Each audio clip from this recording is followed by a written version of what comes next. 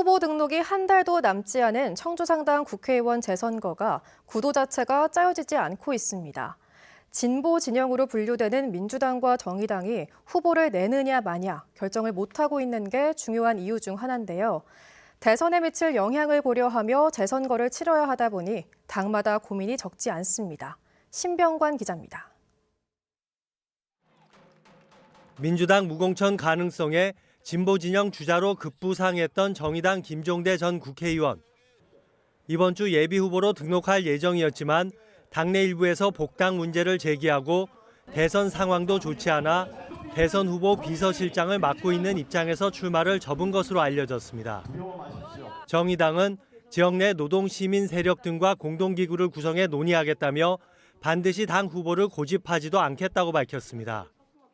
입당을 시키는 방법도 있을 테고 또 정의당의 후보로 가지 않는 방법도 있을 수도 있을 테고. 정의당 김 전 의원의 출마가 무산된 가운데 민주당은 공천 카드를 다시 만지고 있습니다.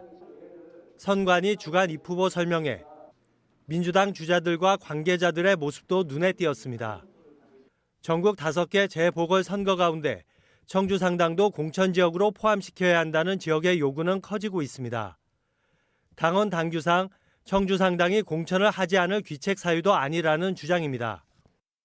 부정부패나 비리 관련한 부분들로 의원직을 상실했을 때 이걸 귀책 사유로서 후보를 내지 않는다, 이런 조항이기 때문에 당원 당규상의 문제는 없는 것으로.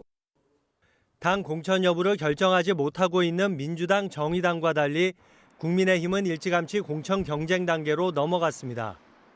윤곽근, 정우택 예비 후보는 선거 사무실에 현수막을 걸고 경선 준비에 돌입했습니다.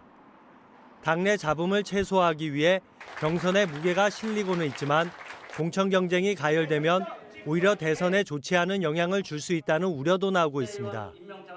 진보 진영의 후보 결정은 국민의힘 입장에서도 선거운동 방향을 정하는 데 중요한 변수가 될 수 있습니다. 청주상당 국회의원 재선거 후보 등록이 채 한 달도 남지 않았습니다. 민주당과 정의당이 당 차원에서 후보를 낼지 말지를 결정하지 못하고 있어 선거 구도 자체가 여전히 안개 속에 쌓여 있습니다. MBC 뉴스 신병관입니다.